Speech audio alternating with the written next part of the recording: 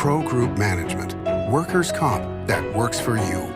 This is 7 at 7 from the Las Vegas Review-Journal. Good morning, everyone. It was a big night at Allegiant Stadium. Review-Journal's Cassie Soto takes us there. Here's your sports update, sponsored by Station Casinos STM Sports. Download the app and get a bonus up to $500 when you sign up.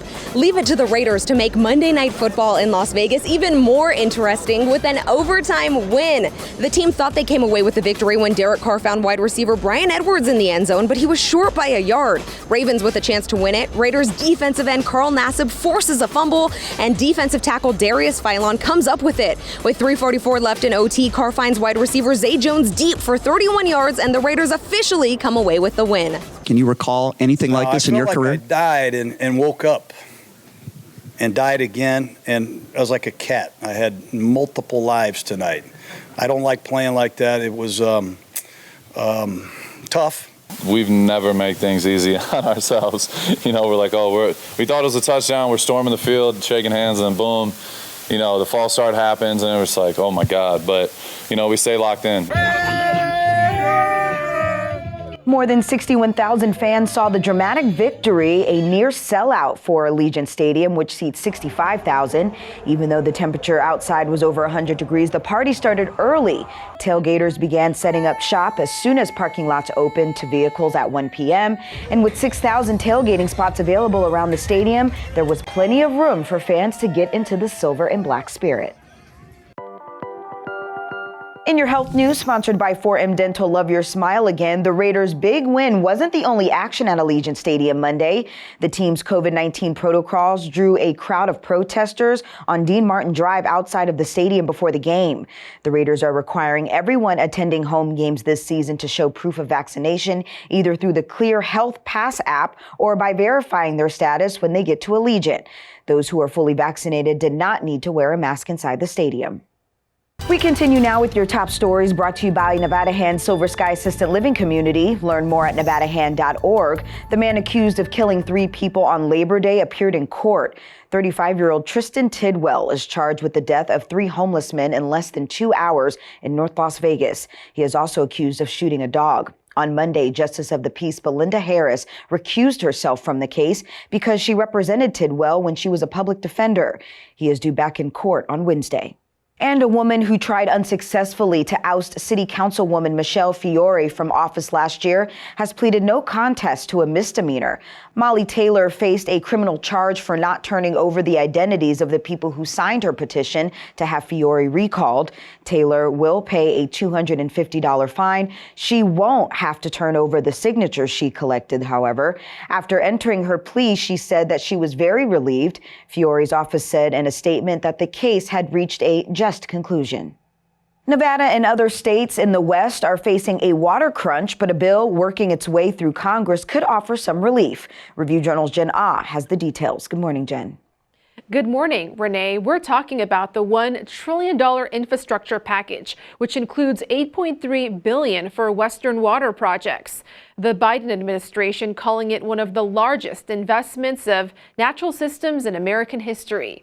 One of the proposed programs within the package is a massive recycling project where Southern California would recycle wastewater and inject it into the ground for later use, leaving more water in Lake Mead.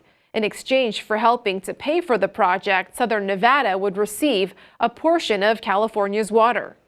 By getting that project online, we could see an increase in the water that Nevada would get from Lake Mead, but that project is still several years off from being fully realized. Another large chunk of the money, $3.2 billion, will go towards aging infrastructure. Renee? Now it's time to take a look at your local weather forecast, sponsored by 1 Hour Air. No matter the season, no matter the reason, 1 Hour Air is here for you. Sunny and hot conditions for your Tuesday, but we are about to see a bit of a cooling trend. Today's highs 103 with light winds. Tonight, mostly clear skies, lows in the mid-70s. For the rest of the week, breezy conditions sticking around until Thursday. Temperatures slowly decreasing to under 100 degrees, 99 by Friday. Evening lows in the mid to low 70s. In your business news, sponsored by Bank of Nevada, Bank on Accountability, construction is underway on a mixed-use real estate project in the southwest Las Vegas Valley. Joseph Sorge is building EVORA, a 42-acre project on Buffalo Drive. It will include apartments, commercial space, and underground parking. And then we're taking it over the top a little bit. We're putting a performance pavilion at the northeast corner of the property here, which is just outside the outdoor dining areas of the restaurants. And there's going to be a little plaza, public plaza, with seating, outdoor seating, a water feature. And so, you'll be able to come here and have dinner and listen to a potential performance. Sports betting, sponsored by Las Vegas Paiute Tribal Smoke and Cigar Shop. We're less than 2 weeks away from the Golden Knights' preseason opener and less than a month away from their regular season opener. The Knights have the second highest season points total at Las Vegas sportsbooks, behind the Colorado Avalanche. Colorado leads the way with 110.5 points at the Westgate Superbook and 109.5 each at Caesars and Station Casinos. The Knights are at 107.5 at the Westgate and 106.5 at Station.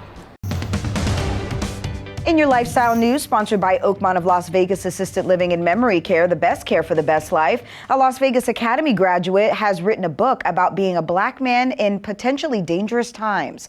His name is Tyler Merritt. You may remember him from his YouTube video, Before You Call the Cops, which went viral last year after the death of George Floyd. His new book is titled I Take My Coffee Black, and he will be signing copies of this at a reading on Saturday at the Writer's Block on 6th Street. In your entertainment news, sponsored by DiscoverYourNevada.com, brought to you by Travel Nevada, rock star Sammy Hagar won't be raising the roof with his latest gig. He will be performing on it. The former Van Halen singer will hold a rooftop concert September 22nd at 6:30 p.m. at Beer Park at Paris, Las Vegas. Hagar says the show was inspired by the famous Beatles rooftop concert in 1969. The show will also serve as a launch party for his Sammy's Beach Bar line of sparkling rum cocktails. If you'd like a chance to win tickets to the show, visit redrocker.com. Thank you for watching 7 at 7 a.m. I'm Renee Summerhour. If you have a Roku device, search Review Journal to download our channel. Watch Las Vegas breaking news streaming live on your OTT device. We'll see you back here later today for 7 at 7 p.m. From all of us here at the Las Vegas Review Journal, have a great day. Review Journal Studio, sponsored by Adam Kuttner. Get the maximum settlement as quickly as possible. This 7 at 7 update, sponsored by Pro Group Management. You're watching 7 at 7 from the Las Vegas Review Journal.